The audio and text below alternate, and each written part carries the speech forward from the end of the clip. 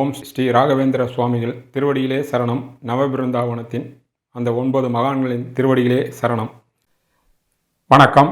RK Dillibabu பேசுகின்றேன். உலகத் தமிழர் அனைவருக்கும் நீங்கள் அளித்து வருகின்ற மகத்தான ஆதரவுக்கும் அன்புக்கும் மிக்க நன்றி.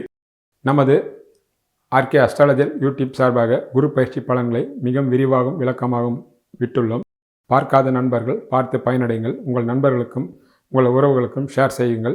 சப்ஸ்கிரைப் செய்யாத நண்பர்களும் சப்ஸ்கிரைப் செய்து கொள்ளுங்கள். இன்று நாம் பார்க்க இருப்பது ஜூன் மாத பலன்களை பற்றி பார்க்க இருக்கின்றோம். விருச்சிக ராசிக்கு ஜூன் மாத பலன்களை பார்க்கலாம். கடந்த காலத்தில் 2-5 கூடிய குரு பகவான் 8 மறைந்து பல வெற்றிகளை உங்களுக்கு தராமல் தடுத்து விட்டார். அப்படிப்பட்ட குரு பகவான் இப்பொழுது 9 உச்சமடைந்து நேரடியாக உங்களுடைய ராசியை பார்க்கின்றார். உங்களுடைய ராசிநாதன் ஆரம்பத்திலே 6 இருந்தாலும் அவருடைய பார்வையும் உங்கள் ராசிக்கு விழுகிறது. 7 இருக்கக்கூடிய சூரியனும் பார்க்கின்றார். மாத பிற்பகுதியில் செவ்வாயினுடைய பார்வை 7க்கு வந்து அவரும் உங்களுடைய ராசியை பார்க்கின்றார். ஆக விருச்சிக ராசிக்காரர்களோ விருச்சிக லக்னக்காரர்களுக்கோ இந்த மாதத்திலிருந்து உங்களுக்கு ஒரு பொற்காலம், நல்ல காலம், வசந்த காலம், நம்பிக்கை ஊட்டக்கூடிய காலம் என்று நிச்சயமாக நீங்கள் எதிர்பார்க்கலாம். உங்களுக்கு யோகத்தை தரக்கூடிய அத்தனை கிரகங்களும் ராசியை பார்ப்பதினால் உங்கள் முயற்சிகள் அத்தனையும் இறைவனுடைய அருளால் வெற்றியடையும். அதனால் உங்களுடைய மதிப்பு, மரியாதை, அந்தஸ்து, கௌரவம், ஈடுபட்டிருக்கின்ற துறையிலுடைய பேர், புகழ் என்று சகல விதமான சௌபாகியங்களும் நிச்சயமாக வரும் என்பது தெளிவு. ஆக நிச்சயமாக நீங்கள் மிக துணிந்து கடுமையான உழைப்பில் ஈடுபட்டிருக்கின்ற துறையில் எந்த வயது உடையவர்களாக இருந்தாலும் நிச்சயமாக நீங்கள் ஈடுபடலாம். அதற்குண்டான பலன்கள் கைமேல் கிடைக்கும் என்பதே அடிப்படை விஷயம். சிறுவர்களும் படிப்பில் மிக கவனம் செலுத்தலாம். திருமண வயதில் உள்ளவர்களும் அதற்குண்டான முழு முயற்சி எடுத்தால் திருமணமும் உண்டாகும். அந்தந்த வயதுக்குடையவர்கள் நிச்சயமாக அதிர்ஷ்டம் தழுவிக்கொள்ளும் என்பதே இந்த கோச்சார கிரகத்தினுடைய கொடுக்கக்கூடிய மிக அற்புதமான பலன்களாக அமைகிறது என்பதை நிச்சயமாக விருச்சிக ராசிக்காரர்கள் நம்பலாம். உங்களுடைய ராசிக்கு 2 கூடியவர் குரு பகவானே ஆகின்றார். அவர் தான் வீட்டிலிருந்து 8 மறைந்தாலும் உச்ச பலத்துடன் 9 இருப்பதினால் 2 கூடியவர் 9 இருப்பதினாலும் அவர் 2ஆம் வீட்டிற்கு அவர் 8 மறைந்தாலும் ராசிநாதன் செவ்வாய்க்கு ஆரம்பத்தில் அவருடைய பார்வை கிடைக்கின்றது. ராசிநாதன் செவ்வாய்க்கு அவர் 4 இருக்கின்றார். மாத பிற்பகுதியிலும் அவருக்கு ராசிநாதனுக்கு அவர் 3 இருக்கின்றார். ஆக 2ஆம் வீட்டின் மூலமாக மிகப்பெரிய செல்வமும் செல்வாக்கும் கட்டாயம் உண்டாகும். கடன்கள் இருந்தால் அந்த கடன்கள் பூர்ணமாக அடைபடும். குடும்பத்தில் மகிழ்ச்சி ஏற்படும். ஆரம்பத்திலே சுக்கிரனும் புதனும் சேர்ந்து 2ஆம் வீட்டை பார்ப்பதும் 2 சுபகிரகங்கள் பார்ப்பதும் சிறப்பு. குடும்பத்தில் சந்தோஷங்கள், பொன்பொருள், ஆடை ஆபரணங்கள் வாங்குவது, உங்களுடைய சொல்லுக்கு ஒரு மரியாதை, கடன் இருந்தால் கடனை முற்றிலுமாக அடையக்கூடிய அளவுக்கு மிகப்பெரிய பொருளாதார வளர்ச்சி, சகல விதமான சௌபாகியங்களும் ஏற்படும். உங்கள் சொல்லுக்கே ஒரு செல்வாக்கு கட்டாயம் ஏற்படும். சொல்லின் மூலமாக, எழுத்து மூலமாக, பேச்சின் மூலமாக வழக்கறிஞர்கள், ஜோதிடர்கள், எண்ணற்ற துறையில் இருக்கக்கூடியவர்கள், நடிகர்கள், இயக்குநர்கள் என்று எந்த துறையில் இருந்தாலும் உங்கள் 2ஆம் வீட்டின் மூலமாக தான் உங்களுடைய சிந்தனையும் செயலும் உங்கள் பேச்சாற்றலும் எழுத்தாற்றலும் உண்டாகும். அதற்குண்டான பலன்கள் கைமேல் இந்த மாதத்திலிருந்து கிடைக்கும். ஆக 2ஆம் இடம் மிக வலிமையாக உள்ளதால் நிச்சயமாக உங்களுக்கு தனப்பிராப்தியும் வெற்றியும் நிச்சயமாக உண்டு. உங்களுடைய ராசிக்கு 3 கூடிய சனி பகவான் 9 இருக்கக்கூடிய உச்சம் பெற்ற குரு உங்கள் 3ஆம் வீட்டை பார்க்கிறார். மாத பிற்பகுதியில் சுக்கிரனும் புதனும் 3ஆம் வீட்டை பார்க்கிறார்கள். அந்த 3ஆம் வீட்டிற்கு, அதாவது மகரத்திற்கு தர்ம கர்மாதி யோகம் 9-10 கூடியவர்கள் என்பதனால் அதுவும் மிகப்பெரிய யோகத்தை தரக்கூடிய அமைப்பாக அமையும். சகோதரக்காரன் செவ்வாயும் ஆரம்பத்தில் உங்களுடைய ராசி நாதனை, உங்களுடைய யோகத்தை தரக்கூடிய குருவை பார்ப்பதினால் 3ஆம் வீடு மிக பெரிய அளவிலே பலமடைகிறது. அதனால் உங்களுடைய தைரியம், வீரியம், இளைய சகோதரர் மூலமாக ஒற்றுமை, உங்களுக்கு பயணங்கள், அந்த பயணங்கள் பலருக்கு வெளியூர் பயணங்களாகவும் வெளிநாட்டு பயணங்களாக இருக்கலாம். எதுவாக இருந்தாலும் அது வெற்றியடையும். விஐபியுடைய தொடர்பை கிடைக்கலாம். எண்ணிய எண்ணங்கள் ஈடேறலாம். அதே வேளையில் குரு பகவான் அந்த வீட்டிற்கு விரையாதிபதி என்பதால் இளைய சகோதரர் மூலமாக சுப விரைய செலவுகளும் தாராளமாக ஏற்படலாம். அதுவும் உங்களுக்கு மன சந்தோஷத்தை தரும் என்பதே அடிப்படை. உங்களுடைய ராசிக்கு 4 கூடியவர் சனி பகவான் அவர் 5 இருந்து குரு பகவானுடைய பார்வையை வாங்குகிறார். 4 ராகு கேது இருப்பதினால் உடல் ஆரோக்கியத்தில் மட்டும் சற்று கூடுதலான அக்கறை தேவை. தாயாருடைய உடல் நலத்தில் சற்று கவனம் தேவை. தாயாருடைய சொல் கேட்டு நடந்து கொண்டால் பிரச்சனை இல்லை. இருந்தாலும் 4ஆம் வீட்டு அதிபதிக்கு சனிக்கு குரு பகவானுடைய பூரண பார்வை கிடைப்பதினால் 4ஆம் வீட்டின் மூலமாக சகல விதமான நன்மைகளும் யோகங்களும், வீடு, வண்டி, வாசல், வாகனங்கள் வாங்குவது, விற்பது, இடமாற்றம் போன்ற பலவிதமான நல்ல விஷயங்கள் நடக்கும். பலருக்கு வெளியூர்களிலே சொத்து வாங்கக்கூடிய யோகமும், வெளியூர்களில் இருக்கக்கூடிய சொத்தை விற்று அதன் மூலமாக பணம் வரக்கூடிய வாய்ப்புகளும் உண்டாகும். படிக்கின்ற மாணவ மாணவிகளும் கல்வியில் அற்புதமான முறையிலே தேர்ச்சி பெறக்கூடிய வாய்ப்புகளும் மிக மிக பிரமாதமாக உள்ளது. உடல் நலத்தில் மட்டும் சற்று கூடுதலான கவனத்தை, இளைஞர்களாக இருந்தால் அவருடைய தாய்மார்களுக்கும், வயதானவர்களாக இருந்தால் உங்கள் உடல் நலத்தில் மட்டும் சற்று கூடுதலான அக்கறை செலுத்தினாலே போதுமானது. என்னுடைய ராசிக்கு 5 கூடியவர் குரு பகவான் 5 சனி பகவான் இருக்க தான் வீட்டிலிருந்து 5 உச்சமடைந்து அவரே அந்த வீட்டை பார்ப்பதினாலும் ராசிநாதனுடைய பார்வையும் அவருக்கு குருவுக்கு கிடைப்பதினால் 5ஆம் வீட்டின் மூலமாக பல சுப நிகழ்ச்சிகள் இந்த மாதத்திலிருந்தே உங்களுக்கு நடக்க ஆரம்பிக்கும். அது உங்கள் மனதில் உள்ள கவலைகளும் ஆசைகளும் அகன்று எண்ணங்களும் ஆசைகளும் நிறைவேறும். பிள்ளைகள் மூலமாக மிகப்பெரிய வளர்ச்சி நோக்கி அவருடைய பயணங்கள் போகும். அது அவரவர் வயதிற்கும் அந்த குழந்தைகளுக்கு நடக்கின்ற தசாபுதிகளுக்கு ஏற்றார் போல் இருக்கும். இந்த யோகமே உங்களுக்கு பிள்ளைகளுக்கு நிச்சயமாக நன்மையை தரும். பிள்ளைகள் வகையில் சுபவிரய செலவுகள் உண்டாகும். அது படிப்பு, திருமணம், குழந்தை பாக்கியம் போன்ற விஷயங்கள் நடக்கும்.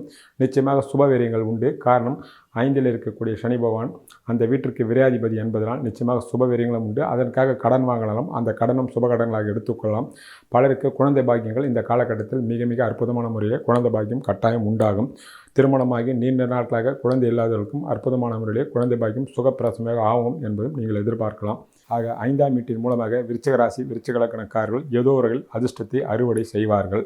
உங்களுடைய ராசிக்கு 6 செவ்வாய் அவர் 6இலே இருப்பதினால் போட்டி, பொறாமை, வம்பு வழக்குகள், சங்கடங்களெல்லாம் உங்களை விட்டு விலகும். எதிரிகளே இருந்தாலும் அவர்கள் ஒதுங்கி விடுவார்கள் அல்லது அவர்கள் பலவீனம் அடைந்து விடுவார்கள். அதே வேளையில் எதிரிடத்தில் நீங்கள் எந்த காரணத்திலும் எதிர்ப்பை காட்டக்கூடாது. எதிர்ப்பை காட்டினால் உங்களை விட அவர்கள் வலிமை அடைந்து விடுவார்கள் என்பது நினைவில் கொள்க. மாத பிற்பகுதியில் அந்த செவ்வாய் 7இலே வருவார். அப்பொழுது எதிரிகள் தொல்லை முற்றிலுமாக உங்களை விட்டு விலகும் என்பது நினைவில் கொள்க. உங்களுடைய ராசிக்கு 7 சுக்கிர பகவான் 7இலே சூரியன் இருந்து உங்களுடைய ராசியை பார்க்கின்றார். 7ஆம் வீட்டு அதிபதி ஆரம்பத்தில் 8இலும் புதனுடன் இருக்கின்றார்.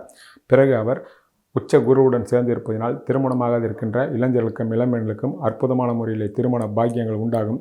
திருமணமாகி இருக்கின்ற கணவன் மனைக்குள் அன்பும் அரவணைப்பும் இருக்கும். குழந்தைகளால் மிக மேன்மை உண்டாகும். எண்ணிய எண்ணங்கள் ஈடேறும். ஒரு சிலருக்கு இன்ப சுற்றுலாவும் ஆன்மீக சுற்றுலாவும் உண்டாகும். ஆக 7ஆம் வீட்டின் மூலமாக பலவிதமான பாக்கியங்களும் ஒரு சில அதிர்ஷ்டங்களும் நிச்சயமாக ஏதோ ஒரு வகையில் உங்களை தழுவிக்கொள்ளும். உங்களுடைய ராசிக்கு 8 புதன் அவர் 8இலே சுக்கிரனுடன் சேர்ந்து 2ஆம் வீட்டை பார்ப்பதனால் எதிர்பாராத தனப்பிராப்தியோ அதிர்ஷ்டமும் நிச்சயம் ஏதோ ஒரு வகையில் கட்டாயம் வருவதற்கு கூடுதலாக வாய்ப்பு உள்ளது. 8ஆம் வீட்டின் மூலமாக பெரிய சங்கடங்கள் வராது. மாத பிற்பகுதியில் 8 புதன் உச்ச குருவுடன் சேர்ந்து இருப்பதினால் அவர் 11ஆம் வீட்டு அதிபதியாகவும் சேர்ந்து இருப்பதினால் நிச்சயமாக எதிர்பாராத லாபங்களும் அதிர்ஷ்டங்களும் ஏதோ ஒரு வகையில் தழுவிக்கொள்ளலாம். உங்களுடைய ராசிக்கு 9 சந்திரன் அவர் 4 கிரகம் 9இலே உச்சமடைந்த குரு இருப்பதினாலும் அதை செவ்வாய் பார்ப்பதினால் பிதிர்காரகன் சூரியன் மாத பிற்பகுதியில் அவர் சனியினுடைய பார்வையிலிருந்து விலகி 8ஆம் இடத்திற்கு வந்துவிடுவார். ஆக 9ஆம் வீட்டின் மூலமாக இந்த மாதம் முழுமையாக மிக பெரிய அளவில் யோகமும் அதிர்ஷ்டமும் தனலாபமும் உண்டாகும். குறிப்பாக இளைய வயது உடையவர்களாக இருந்தால் இந்த அதிர்ஷ்டம் உங்கள் தந்தையாருக்கு போகும். உங்களுக்கே வாலிப வயதிற்கு மேல் இருந்தால் அந்த அதிர்ஷ்டம் உங்களையே தழுவிக்கொள்ளும். ஒன்று பணம், பேர், புகழ், ஈடுபட்டிருக்கின்ற துறையில் வெற்றி, லட்சுமி கடாட்சம் என்று சகல விதமான சௌபாகியங்களும் 9இல் இருக்கக்கூடிய குரு பகவான் நிச்சயமாக உங்களுக்கு தருவார். 9ஆம் வீட்டு அதிபதி சந்திரன் 4 கிரகம். இந்த சந்திரன் குருவினுடைய பார்வை வாங்கும்போது நாட்களெல்லாம் உங்களுக்கு ஏதோ ஒரு வகையில் அதிர்ஷ்டங்கள் உங்களுக்கு கட்டாயம் தழுவிக்கொள்ளலாம். உங்களுடைய ராசிக்கு 10 சூரிய பகவான் அவர் ஆரம்பத்திலே 7ம் பிறகும் அவர் 8இலே இருக்கின்றார். 10இலே ராகுகேது சம்பந்தத்தோடு இருப்பதினாலும் ஆரம்பத்திலே 10ஆம் வீட்டு அதிபதிக்கு சனி பகவானுடைய பார்வை கிடைப்பதினால் போட்டியும் பொறாமையும் நிச்சயமாக இருக்கும். ஆனால் 15ஆம் தேதிக்கு பிறகு அவர் 8இலே மறைந்தாலும் அவருடைய நட்பு வீட்டில் இருப்பதினால் நிச்சயமாக தொழிலதிபர்களுக்கு மேன்மையும் வளர்ச்சியும், பணியில் இருப்பவர்களுக்கு பணியில் இடமாற்றமும் பதவி உயர்வும் கட்டாயம் வரும். ஆக 10ஆம் வீட்டின் மூலமாக மாத பிற்பகுதியில் மிக பெரிய யோகங்களும் லாபங்களும் உண்டாகும்.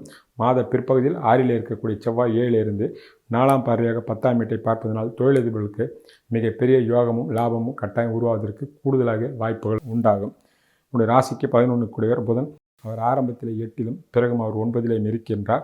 11ஆம் வீட்டு அதிபதி வலிமை பெற்று குருவுடன் சம்பந்தப்படுவதனால் மூத்த சகோதரர் வகையில் மிகப்பெரிய யோகமும் லாபங்களும் எடுக்கின்ற காரியங்கள் முழு வெற்றியும் கட்டாயம் உண்டாகும். மூத்த சகோதரர் மூலமாக உங்களுக்கு சுபவிரயங்கள் உண்டாகும். தசாபுத்தி சரியில்லாதவர்களுக்கு மாத பிற்பகுதியில் சகோதரக்காரன் செவ்வாய்க்கு சனியினுடைய பார்வை கிடைப்பதனால் தசாபுத்தி சரியில்லாதவர்களுக்கு மட்டும் சகோதரர்கள் தேவையற்ற வீண் விரைய செலவுகளோ அல்லது வைத்திய செலவுகளோ விரோதமாக வரலாம். அதற்குண்டான தெய்வ வழிபாட்டினை செய்து கொள்ளலாம். உங்களுடைய ராசிக்கு 12 சுக்கிரன் அவர் ஆரம்பத்தில் 8இலும் பிறகும் அவர் 9இலே இருப்பதினால் உங்கள் ராசிநாதனுடைய பார்வையை 12ஆம் வீட்டிற்கு விழுவதனால் ஆரம்பத்தில் உங்களுக்கு ஆகக்கூடிய செலவுகளெல்லாம் சுபவிரிய செலவுகளாகவும் பிள்ளைகளுக்காகவும் கணவன் மனைவி வகையிலும் இருக்குமே தவிர வீண் விரிய செலவுகள் இருக்காது என்பது அடிப்படை விஷயமாகும். ஆக விருச்சிக ராசிக்காரர்களும் சரி விருச்சிக லக்னக்காரர்களுக்கும் சரி இந்த மாதம் மிகப்பெரிய யோகமும் அதிர்ஷ்டமும் மதிப்பு மரியாதையும் கலந்த வாழ்க்கையாக உங்களுக்கு ஆரம்பிக்கும். சரியான முறையில் நீங்கள் கடுமையாக உழைத்தால் மிகப்பெரிய வெற்றியை நோக்கி உங்களுடைய பயணங்கள் அமையும். வணக்கம். ஜூன் மாதத்திற்குண்டான தெய்வ வழிபாட்டினை பார்ப்போம். சனிக்கிழமை தோறும் ஆஞ்சநேயர் கோயிலுக்கு செல்லலாம். அருகாமையில் உள்ள திருக்கோயிலுக்கு நெய் தீபம் ஏற்றி வருவது சிறப்பு. எந்த கோயிலாக இருந்தாலும் பரவாயில்லை. மகான்களுடைய ஜீவசமாதிக்கு செல்வதோ அல்லது முடியாதவர்கள் அவர்களுடைய படத்தை வீட்டில் வைத்து நெய் தீபம் ஏற்றி வணங்குவது சிறப்பு. எந்த மகான்களாக இருந்தாலும் பரவாயில்லை. லட்சுமி நரசிம்மரை வணங்குவது கைமேல் பலன்களை தரும். கந்தசஷ்டி கவசத்தை பாராயணம் செய்வது எல்லா வகையான வெற்றியும் கட்டாயம் தரும். வெளிநாட்டில் உள்ள தமிழர்களும் இந்த தெய்வ வழிபாட்டின் முறையை பயன்படுத்தி கொள்ளலாம். நன்றி, வணக்கம்.